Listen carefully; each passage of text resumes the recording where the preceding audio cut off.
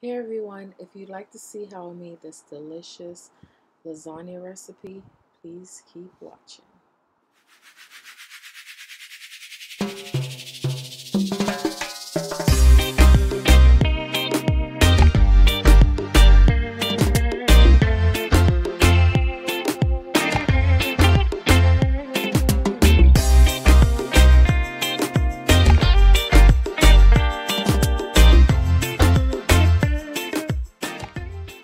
Hey everyone, so these are the ingredients that I'm going to use for this lasagna recipe.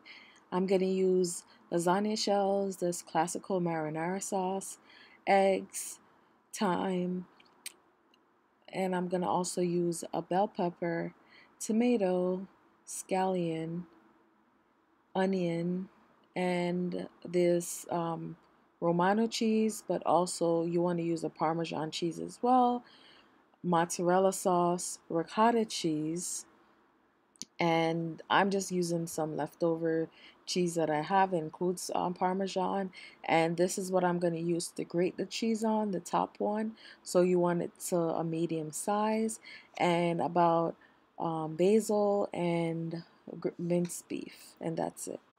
So now we want to boil our water for the pasta.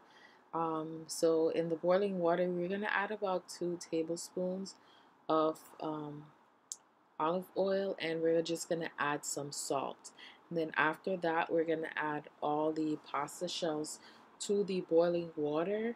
And I'm using about 11 pasta shells, but this is all dependent on how much lasagna you're making. So for the half pan of pasta, I would say to boil about 12 to 13 lasagna shells, because you want to have extra shells just in case some breaks up while boiling, and um, so you just need some for contingency, and the oil will help it from not sticking together. So before you take out the pasta, you want it to be at al dente, so you don't want it too hard, but you also don't want it too soft. So mine is finished, it's al dente, and now I'm just pouring the water, the pasta into the strainer, and then I'm just adding cold water over the pasta because I want to stop the cooking process. If I don't add cold water to it, it's going to continue to cook and it's just going to get softer, and I don't want it that soft because we're also going to put it back into the oven. So this process, it's going to help it from not being too soft. So now we're going to grate the cheeses that we have to make the Romano cheese mixture. So those are just the 2 eggs that I did crack into the bowl. And these are the vegetables that I did chop up earlier.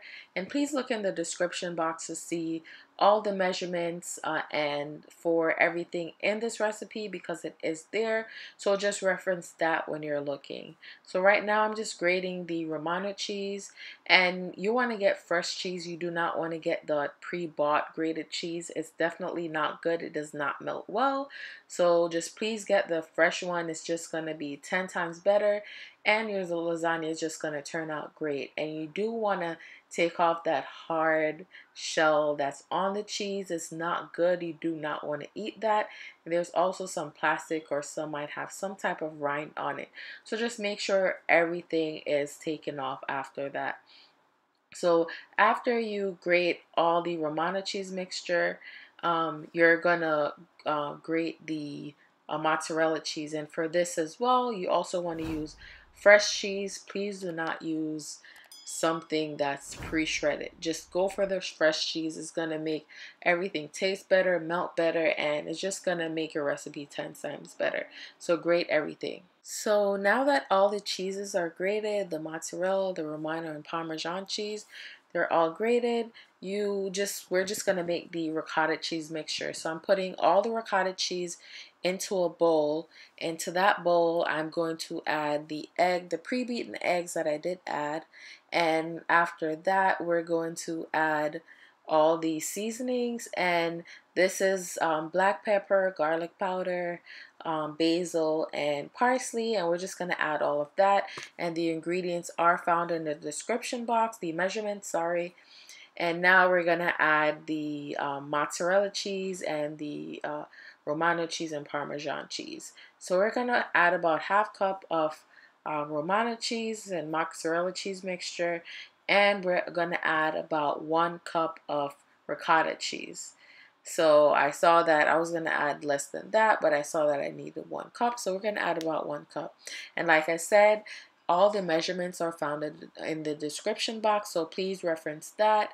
So after everything is added, we're just going to mix everything together. We want everything to be combined thoroughly. We don't want to see any remnants of egg after we mix everything together. So just mix everything thoroughly, and then after everything is mixed, you can definitely put that mixture in the refrigerator until you're ready to use it. So now we're going to make our meat sauce mixture. So right now we have this stove on about medium. We're going to add about 1 tablespoon of our olive oil to the pot, and to that we're going to add all the vegetables that we did chop up earlier. So after that we're going to add our mincemeat, and I'm just going to let you know that, I always wash all my meats. I did wash the minced beef earlier, but I did not want to show you in this recipe because I have shown you how I washed my meats, and I did wash it with water and vinegar. And after I washed the meat, I used a strainer to drain all the water from the minced meat, and that's just going to help you so you don't have a lot of water, because mincemeat is definitely not as put together as other meats. So definitely use a strainer when you are finish washing the meat and you want to get out all the water. So right now I'm just sauteing all the vegetables that I did chop up earlier, and like I said again, the measurements are in the description box. So after everything is sauteed, you don't want it to be translucent before we add the minced beef. You want it to be going to about translucent, but it's not translucent.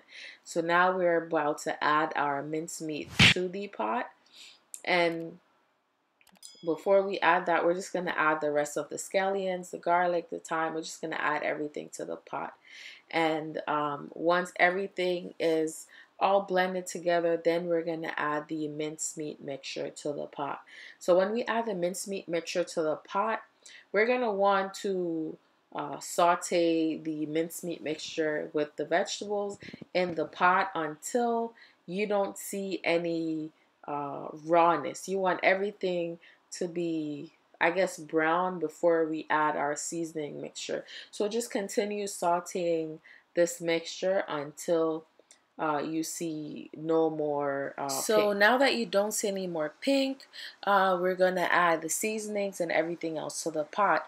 But before that, the meat is gonna make either water or some oil, and you're gonna want to drain all that water or oil from the pot before you add any of the seasonings or the marinara sauce to the mixture. So do that before, and after everything is dry, then we're going to add our marinara sauce to the pot. So we're going to add our marinara sauce, and we're going to use a whole bottle of marinara sauce. And I did add the seasonings to the pot, but I forgot to turn on the camera. So definitely just look in the description box. I have everything that I added to the pot, but I did add the seasoning mixture to the pot right after everything was dried down and everything was thoroughly cooked. And I added the seasoning mixture. Then after I added the seasoning mixture, that's when I added my marinara sauce. And I also added about 3 teaspoons of Splenda sugar. This is definitely an optional step, but you can add it to the mixture if you'd like, but it definitely gives it a kick. So please try it. So now we're winding down to the finale for this delicious lasagna recipe. So this is the finished marinara, the meat sauce mixture that I did complete. And like I said in all my videos, please taste as you go along. If after you use all the the seasonings in the recipe. If you feel like it needs more of something, please add it. You know, everything is dependent on taste. So, you know, taste as you go along. It's never gonna hurt to taste the food. Don't eat it off though. Please just taste. Okay? And now I'm just adding a small layer of the meat sauce mixture to the bottom of the pot. And this just helps to prevent any sticking to the pot, to the pan. And I am using a half pan of the foil pan. So don't use that big long foil pan. Just use the half pan for this recipe. And after I put the lasagna shell into the pot, then I'm just gonna cut as necessary, you know. So you're just gonna cut to measure it, and from that piece that I cut, then I'm just gonna measure the other lasagna shells, and that's just what I'm showing here. So you're gonna need about either 3 to 4 lasagna shells per sheet. Usually 3 would suffice, but if you feel like you need 4, then just use 4. But for the mixture, 3 should suffice. So I think for my first layer, I did use 4, but 3 would have definitely been okay. So after I add the first layer of the lasagna shell, then I'm going to add my meat sauce. After I add my meat sauce, I'm just going to make sure everything is flat. You know, you want everything to be even. So I did need more mincemeat mixture, but you know, I just had to use what I have on hand. So I definitely put the correct amount of mincemeat you should need for the half pan. So after everything is layered, then you're going to want to add the ricotta cheese mixture on top of that. And I'm adding about little dollops of ricotta cheese mixture all over the pan. Then after I add my little dollops of mozzarella of the ricotta cheese mixture, then I'm going to use that spatula that I have in my right hand, and I'm just going to spread it evenly and make sure everything is laid flat. And then after that, then I'm going to add my mozzarella cheese. You're going to add some sprinklings of mozzarella cheese to the layer, for the next layer, and you're just going to add enough. You don't want to add too much, but you don't want to add too little, because you want to have some cheese left over for the top. And you know, the top is always the best part of lasagna. Like, come on. And then after you sprinkle the mozzarella cheese, then you're just going to add your Romano and Parmesan cheese mixture. You're going to want to add a little bit, because you know, like, if you know cheese and you love cheese, you know that, you know, Parmesan and Romano cheese is a little bit salty, and you don't want your lasagna to come out salty. So definitely just add like a decent amount. Like, just sprinkle some on top, you know, to give it some flavor. So after that, then you're just gonna repeat, and you're just gonna add your next layer of lasagna shells, and then after the lasagna shells, then the meat mixture, and you're gonna produce about 3 layers for this recipe. So for this entire recipe is gonna be 3 layers. So think, if you're gonna do 3 layers and you're seeing that you're heavy-handed on the meat sauce, you're gonna want to, you know, be light-handed for the rest of the layers, because you're gonna want to have some meat sauce for the end. And for me, I know a lot of people, for the last layer, they usually don't put any meat sauce on that layer, and they just usually put the ricotta cheese mixture and then the Parmesan and the mozzarella cheese mixture. But I don't do that. Trust me. You want a meat sauce all over each layer. So for my last layer, I'm going to make sure I have some meat sauce left. So you're going to have some meat sauce, ricotta cheese, mozzarella cheese, and the Parmesan Romano cheese mixture. So please don't skimp out on that. Like, please. It's like critical. It is important, at least for my lasagna. Okay? So just follow and repeat, and just make sure you have enough for the end of the recipe.